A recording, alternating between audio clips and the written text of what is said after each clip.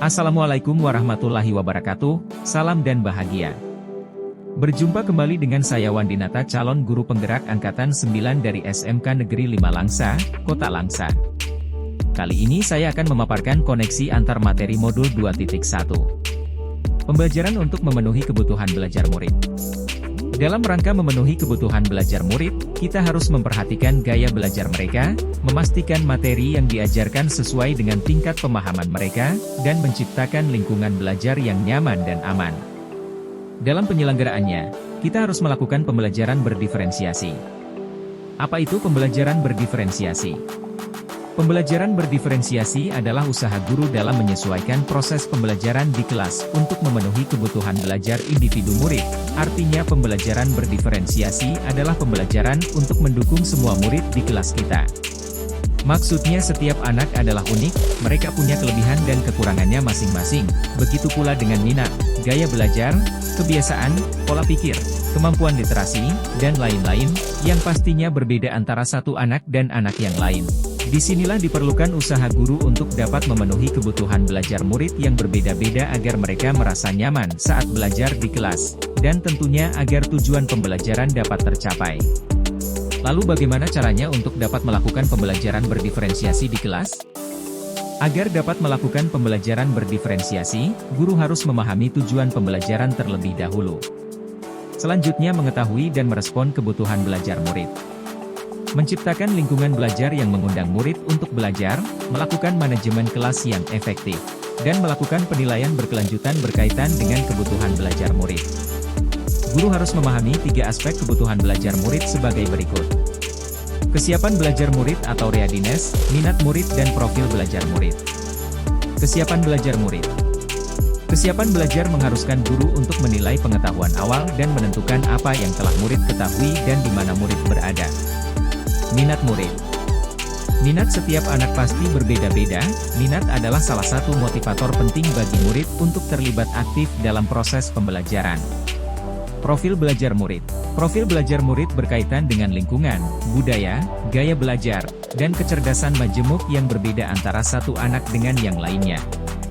Kebutuhan belajar murid dapat diidentifikasi berdasarkan cara-cara berikut ini. Mengamati perilaku murid. Mengidentifikasi pengetahuan awal. Mereview dan melakukan refleksi terhadap praktik pengajaran. Berbicara dengan guru murid sebelumnya. Membaca raport murid di kelas sebelumnya, atau bisa juga menggunakan berbagai penilaian formatif dan diagnostik. Strategi untuk mendiferensiasi pembelajaran bisa dilakukan dengan 3 cara, yaitu diferensiasi konten, diferensiasi proses, dan diferensiasi produk. Guru dapat memilih salah satu atau kombinasi dari ketiganya. Diferensiasi konten berkaitan dengan apa yang kita ajarkan seperti materi, konsep atau keterampilan yang perlu dipelajari berdasarkan kurikulum. Mendiferensiasi konten bisa dilakukan dengan membedakan pengorganisasian atau format penyampaiannya, bukan mengubah atau menurunkan standar kurikulumnya. Diferensiasi proses berupa kegiatan yang memungkinkan murid berlatih dan memahami atau memaknai proses dengan cara membedakan proses yang harus dijalani oleh murid.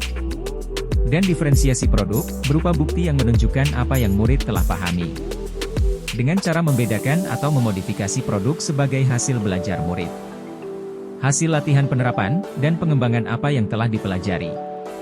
Keterkaitan antara modul pembelajaran untuk memenuhi kebutuhan belajar murid dengan modul-modul yang lain.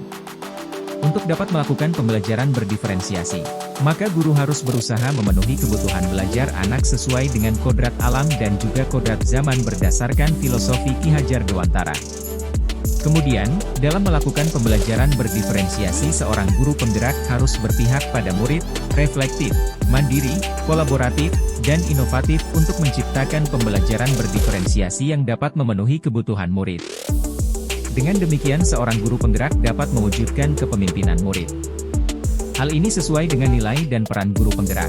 Selanjutnya pembelajaran berdiferensiasi dapat menjadi salah satu strategi untuk mewujudkan visi guru penggerak yang berpihak pada murid.